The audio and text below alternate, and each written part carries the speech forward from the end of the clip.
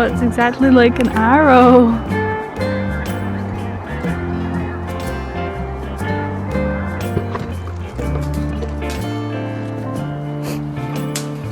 Shorts are my favourite item of clothing. I don't know why, I just feel my best and most comfortable in them. So in the winter and autumn, I just put leggings and shorts on and usually a big pair of socks. And that's what I feel really good in. But yeah, I just enjoy my clothes all year round. And that's important. I think we should wear what makes us feel comfortable, what makes us feel good, what we feel the best in, and not really bother too much about the season. If you want to wear that summer dress that makes you feel so good, just put a pair of tights on underneath, because feeling good is much more important to me than if it's winter or if it's summer and am I dressed correctly for that season. We should all just be wearing what makes us feel the best, because then in the end you're happier and you go out and bring happiness to the world. So that's my profound piece of wisdom for the day.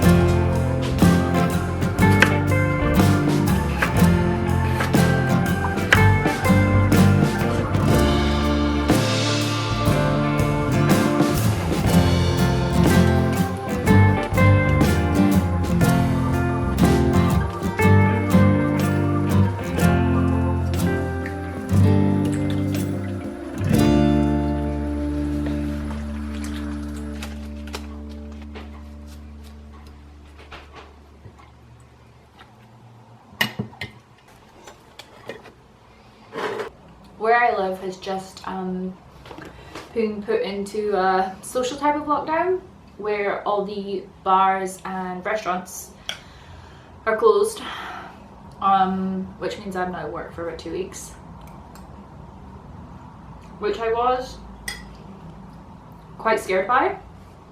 I think everything at the moment is very easily you know, I feel like we're just kind of sitting on a knife edge, and it can very easily tip the other way at the moment. Nothing feels safe or secure, even though we have kind of been out of lockdown since the end of July, mid-July at the moment for us.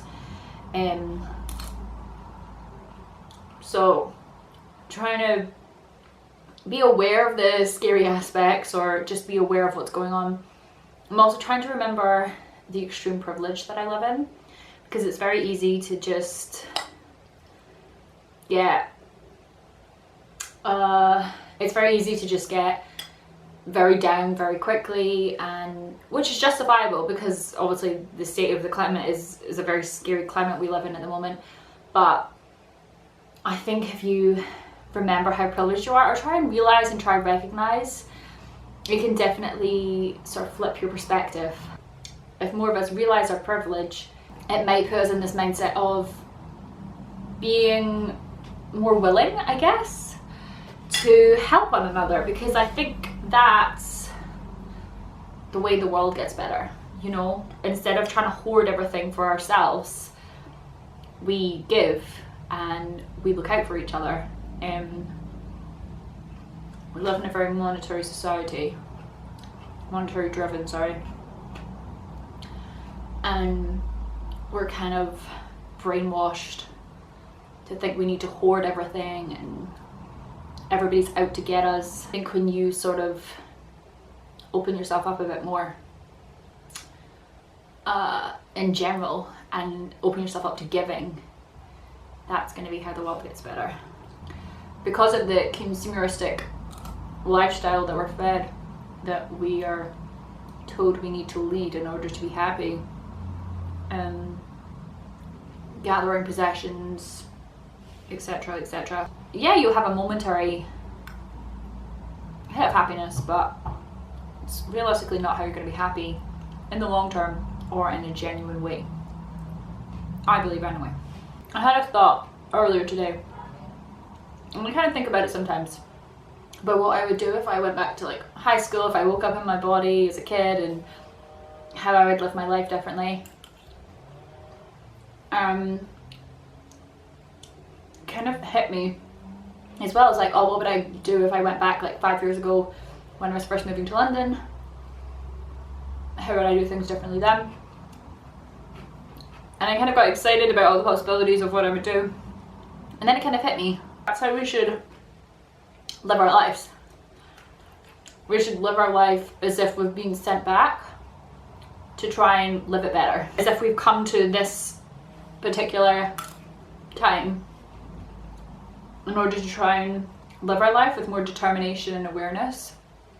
Determination just in the things of what we want to do, what we want to experience, what we want to achieve.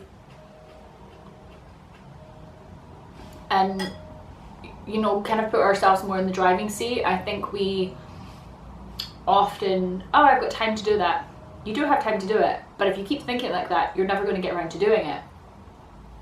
So I think we should definitely start to live our lives more like that. It's something I'm going to try, is try and think or imagine that I've been sent back to this time to try and live my life from here on out with a bit more purpose, instead of wishing all the things I could have changed in various points of my life, or changed who I was, or things I did, or just how I acted. I can change those things now. I can change what I do from here on out.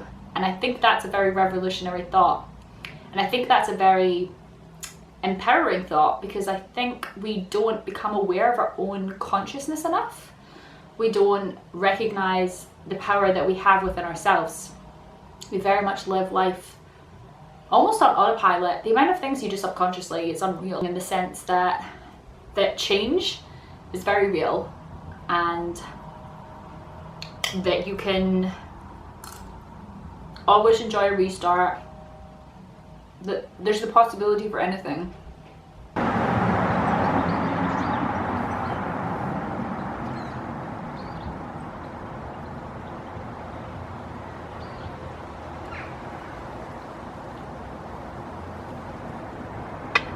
To the park.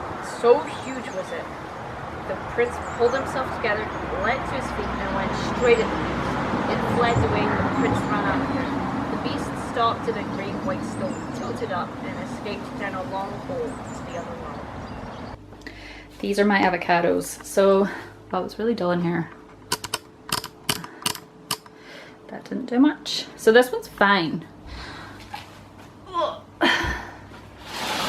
This wee branch needs to be out. It just needs some more space for its roots. This one was in my sister's room, and as you can see, it's all, it got burned. It was in her window ledge. Oh god.